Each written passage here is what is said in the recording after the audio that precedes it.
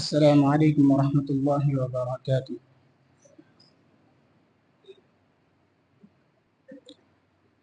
اعوذ باللہ من الشیطان الرجیم،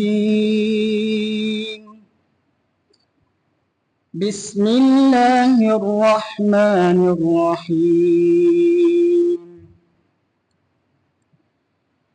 وما هذه الحياة الدنيا إلا لهو ولعب، وإن الدار الآخرة لهي الحيوان لو كانوا يعلمون۔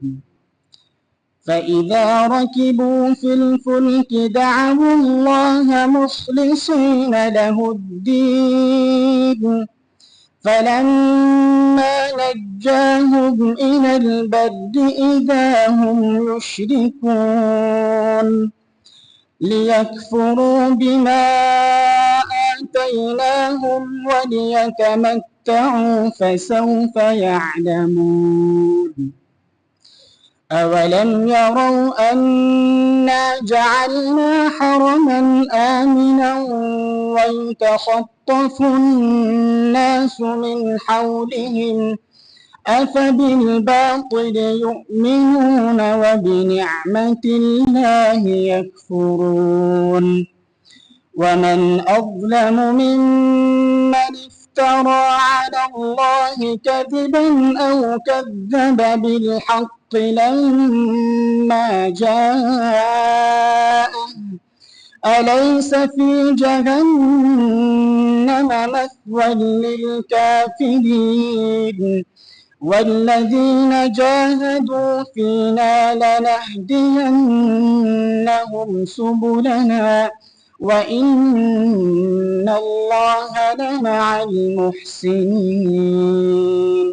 السلام علیکم ورحمۃ اللہ۔ بسم الله الرحمن الرحيم، الحمد لله رب العالمين، والصلاة والسلام على رسول الأمين وعلى آله وصحبه أجمعين ومن تبعهم بإحسان إلى يوم الدين، وبعد. أعوذ بالله من الشيطان الرجيم، بسم الله الرحمن الرحيم۔ اقرأ باسم ربك الذي خلق، خلق الإنسان من علق، اقرأ وربك الأكرم الذي علم بالقلم، علم الإنسان ما لم يعلم۔ محترم اساتذہ کرام، عزیز طلبہ و طالبات، علم کی فضیلت، اس کی اہمیت، یہ ہم پر اور آپ پر کسی پر مخفی نہیں ہے۔ اللہ تعالیٰ نے اس علم کے ذریعے انسان کو جو عزت بخشی اور اسے علم کے اس شرف کے ذریعے جو شرف عطا کیا، وہ ہم اور آپ بخوبی جانتے ہیں۔ علم کی یہ اہمیت، علم کی ضرورت بنو نو انسان کو جتنی بھی ہو، اور اس علم کی اہمیت اور اس کی ضرورت پر کسی قدر بھی خطاب کیا جائے، اس پر گفتگو کی جائے اور تمام قسم کے علوم و فنون کی ضرورت کو بیان کیا جائے، مگر جو فضیلت اور جو شرف شرعی علوم کو حاصل ہے، دیگر علوم اس کا مقابلہ نہیں کر سکتے۔ یہ طلباء کے لیے سعادت کی بات ہے، ان کے لیے شرف کی بات ہے، ان کے لیے عزت کی بات ہے، اور اللہ تعالیٰ کے توفیق کی علامت ہے کہ اللہ تعالیٰ نے انہیں شرعی علوم کے حصول کا ذری موقع فراہم کیا ہے۔ کسی بھی علم کی فضیلت، کسی بھی علم کا شرف اس کے معلوم کے شرف کے تابع ہوتی ہے۔ اسی لیے اہل علم کہتے ہیں ان شرف العلم تابع لشرف المعلوم۔ کسی بھی فن میں جو چیزیں پڑھائی جاتی ہیں، کسی بھی علم کے تحت جو چیزیں پڑھائی جاتی ہیں، ان چیزوں کے معیار اور مرتبہ سے اس علم اور فن کا معیار اور مرتبہ طے ہوتا ہے۔ کسی بھی علم کے فضیلت کے لیے یہ دیکھا جاتا ہے کہ اس علم کے تحت کون سی چیزیں ہم پڑھ رہے ہیں، کون سی چیزیں ہم جان رہے ہیں۔ اللہ کے رسول صلی اللہ علیہ وسلم نے اس کی طرف واضح انداز میں اشارہ کیا اور فرمایا خیرکم من تعلم القرآن وعلمہ، کہ علم کے پڑھنے والے اور علم کو سیکھنے والے اور علم کے جاننے والے تو بہت ہیں، اور اس کی خدمت کرنے والے بہت سارے لوگ ہیں، لیکن ان میں سب سے بہتر وہ ہیں جو قرآن کو سیکھتے اور اسے سکھاتے ہیں۔ जो कुरान को सीखते और उसे सिखाते हैं। इसी तरह अल्लाह ताला ने, आप देखेंगे, शरई इल्म की फजीलत में और उसके अजीम मर्तबत में एक निहायत ही अहम बात जिक्र की है। सूरह रूम में जब अल्लाह ताला ने रूम के मगलूबियत का, फिर उनके गलबा का जिक्र किया और मोमिनीन को जब ये बशारत की कि ये जो फारसियों का जो गलबा है ये वक्ती है और कुछ ही दिनों के बाद फिर या कुछ ही सालों में अहले रूम का दोबारा गलबा होगा, तो उसके आखिर में अल्लाह ताला ने ये जिक्र किया और कहा, इस वादे को जिक्र करते हुए और उसकी अहमियत को बताते हुए कहा, वअदल्लाह ला युखलिफुल्लाहु वअदहु वलाकिन्न अक्सरन नास ला यअलमून। जब अल्लाह ताला ने अक्सर लोगों से इल्म की नफी कर दी तो उसके बाद फिर उसका इस बात किया और कहा, यअलमून ज़ाहिरन मिनल हयातिद दुनिया व हुम अनिल आखिरति हुम गाफिलून। कहा कि ये लोग दुनिया के ज़ाहिरी उमूर को जानते हैं और आखिरत से गाफिल हैं। अहले तफसीर और तावील ने इस आयत की तफसीर में या दोनों आयतों की तफसीर में जो बात जिक्र की है वो इंतहाई अहम है और कहा कि अल्लाह ताला ने पहले इन लोगों से इल्म की नफी की है और इल्म की नफी करने के बाद फिर इल्म का इस्बात किया है और कहा है कि दुनिया के ज़ाहिरी उमूर को और ज़ाहिरी उलूम को ये जानते हैं, लेकिन जो हकीकी इल्म है जो अल्लाह ताला से जोड़ने वाला है उसको नहीं जानते हैं। इसलिए अल्लाह ताला ने इनको जाहिलों की सफ में रखा है। अल्लाह ताला ने इनको जाहिलों की सफ में रखा है। कोई शख्स अगर ज़ाहिरी उलूम को जान ले, दुनियावी उलूम को जान ले, लेकिन वो अल्लाह ताला के उस इल्म को ना जाने, अल्लाह ताला की लाई हुई शरीयत का उसे इल्म ना हो और वो इल्म उसके पास ना हो जो उसे अल्लाह ताला से जोड़े और उसकी शरीयत को सिखलाए, तो वो अल्लाह ताला के यहाँ जाहिलों की सफ में है। इसीलिए कहा, वलाकिन्न अक्सरन नासी ला यअलमून यअलमून ज़ाहिरन मिनल हयातिद दुनिया। ये लोग इल्म इनके पास नहीं है, हकीकी इल्म इनके पास नहीं है। कौन सा इल्म है? वो इल्म है जो ज़ाहिरी उलूम है, जो ज़ाहिरी उलूम है, जो दुनिया के उलूम है, जिससे दुनिया के मामलात को ये जानते और समझते हैं। लेकिन वो इल्म जो इन्हें आखिरत से जोड़ दे और आखिरत का फहम पैदा करे और उसके मुताबिक इन्हें अमल करने की तौफीक दे, वो इनके पास नहीं है। तो इसलिए ये अहले इल्म में से हकीकी मानों में इनका शुमार अहले इल्म में नहीं है।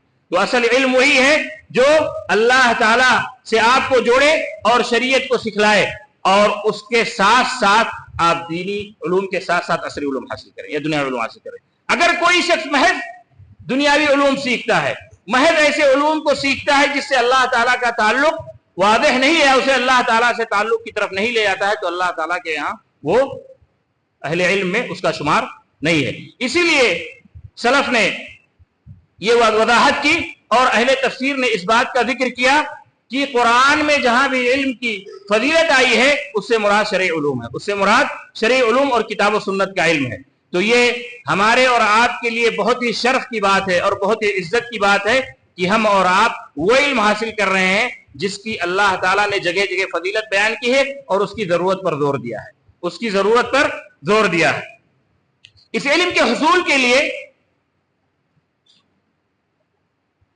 बहुत सारे तरीके वज़ा किए गए और हालात और जमाने के एतबार से लोगों ने तरह तरह के तरीके वज़ा किए जिसके जरिए सही इल्म हासिल किया जाए। उन्हीं चीजों में, उन्हीं तरीकों में एक तरीका जो राइज हुआ वो मदारिस और मराकिज का क़याम है। इल्मी मदारिस, तालीमी मदारिस और तालीमी मराकिज का क़याम है जहां पे तलबा इल्म हासिल करते हैं। आप, हम भी और आप सारे लोग ऐसे ही मराकिज में पढ़े या पढ़ रहे हैं और यहां से इल्म हासिल करके जाना चाहते हैं। अजीज तलबा, मैं ये चाहता हूं कि इस मुनासबत से उन उमूर की तरफ इशारा करूं जो हुसूल इल्म में मुआविन है और जिन पर तवज्जो देने से हम और आप अच्छे अंदाज में इल्म हासिल कर सकते हैं। सबसे पहली चीज जो इन तालीम गाहों में मौजूद होती है किसी भी इल्म के हुसूल के लिए या फन के हुसूल के लिए, वो आपके लिए जो कोर्स वज़ा किया जाता है वो है, और जो मुकर्रर आपके लिए वज़ा किया जाता है जिसको पढ़ के आप तालीम हासिल कर सकते हैं, वो सबसे पहले नंबर पे आता है। आपके लिए अल्हम्दुलिल्लाह आपकी तालीम के लिए और आपकी तरबियत के लिए जामिया ने, कुल्लिया ने बेहतरीन निसाब मुकर्रर किया है, उसको वज़ा किया है और उसे आप पढ़ रहे हैं। सबसे पहले एक तालिब इल्म को चाहिए कि उस निसाब को अच्छे तरीके से पढ़े और उसके कहीं ज़ुहद का शिकार ना हो। बहुत सारे तलबा को देखा जाता है या बाज़ तलबा को ये देखा जाता है जो ज़ईफ़ुन नफ्स होते हैं, वो मुख्तलिफ बहानों से इस कोर्स में ज़ुहद पैदा करते हैं और तलबा को इससे बरगश्ता करते हैं। اور کبھی مطالعے کے نام پہ اور کبھی ثقافت کے نام پہ کبھی کسی اور چیز کے نام پہ طلبہ کو اس سے بیدار کرتے ہیں۔ جن لوگوں نے جو لوگ یہ منہج وضع کرتے ہیں اور اس نصاب کو مقرر کرتے ہیں وہ اہل عقل و اہل فہم ہوتے ہیں اور طلبہ کا مستویٰ دیکھ کر کے مختلف مراحل کے لیے نصاب مقرر کرتے ہیں۔ ایک طالب علم کے لیے ضروری ہے کہ سب سے پہلے وہ اس نصاب پر دھیان دے اور اس کو پڑھنے کی کوشش کرے۔ یہ وہ کنجی ہے جس کے ذریعے آپ آگے جا کر کے انشاءاللہ مزید تعلیم حاصل کریں گے، اور اگر اسی بنیاد کو حاصل کرنے میں آپ نے لاپرواہی کی اور آپ سے غلطی ہوئی تو آگے چل کر کے بھی آپ کو پریشانی ہوگی۔ اس کورس کو پڑھنے کے ساتھ ساتھ طلبہ کو چاہیے کہ جب وہ اعلیٰ مرحلے میں آئیں، خاص طور سے جب وہ کلیہ کے مرحلے میں آئیں تو اپنی دلچسپی کو طے کر لیں یا اپنی دلچسپی کو دیکھ کر کے مختلف فنون اور علوم میں شریعت کے جو مختلف فنون ہیں ان میں سے جس فن میں ان کو دلچسپی ہو، جس فن میں زیادہ لگاؤ ہو، اس کے تئیں اس سے متعلق کتابوں کو پڑھیں۔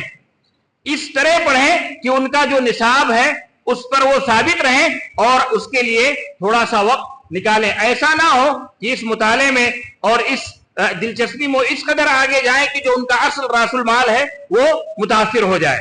تو مطالعے کی جو پہلی جو سیڑھی ہے اس کو وہ اس طرح طے کریں کہ جس فن میں ان کو زیادہ دلچسپی ہو اور مختلف شرعی علوم میں جس چیز میں انہیں زیادہ لگاؤ ہو اس کے تعلق سے کتابیں پڑھیں۔ مثال کے طور پہ کلیۃ الشریعہ میں یا ہمارے کلیے میں کوئی طالب علم پڑھ رہا ہے، اسے فقہ میں دلچسپی ہے تو اس نصاب کو، جو فقہ کا جو نصاب ہے اسے پوری محنت سے پڑھے اور ساتھ میں کوشش کرے کہ اس سے متعلق جو بعض اہم کتابیں ہیں جو اس کے مستویٰ کے مطابق ہیں ان کو پڑھتا رہے۔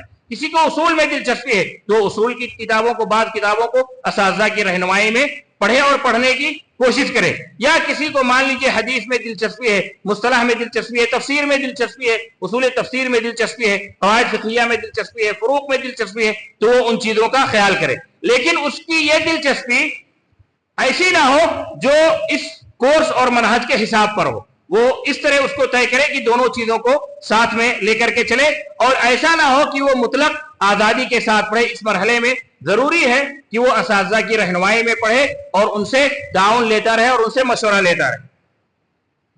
دوسرے جو آپ کے دوسرے درجے میں جو حصول علم کے لیے جو سیٹ اپ تیار کیا گیا ہے اس میں آپ کے اساتذہ ہیں جو اس کورس کو پڑھاتے ہیں۔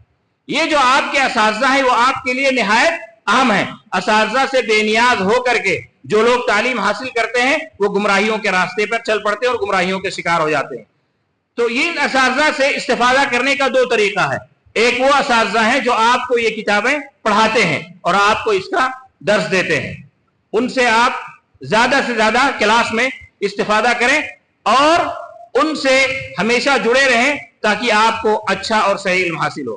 دوسرے وہ اساتذہ ہیں جو آپ کو نہیں پڑھاتے ہیں لیکن اللہ تعالیٰ نے ان کو علم دیا ہے، فہم دیا ہے اور وہ اس لائق ہیں کہ ان سے علم حاصل کیا جائے۔ تو اگر آپ کو بعض اساتذہ نہیں بھی پڑھاتے ہیں اور آپ کو پتا ہے کہ ان کے پاس علم ہے تو ان سے بھی استفادے کی برابر کوشش کرنی چاہیے اور کچھ نہ کچھ ان سے پڑھتے رہنا چاہیے، چاہے وہ دروس کے شکل میں ہو چاہے ذاتی استفادے کی شکل میں ہو۔ یہ آپ کے اساتذہ ہیں جن سے آپ کو استفادہ حاصل کرنا ہے۔ تیسرے نمبر پہ جو تعلیمی میدان میں جو لوگ مؤثر ہوتے ہیں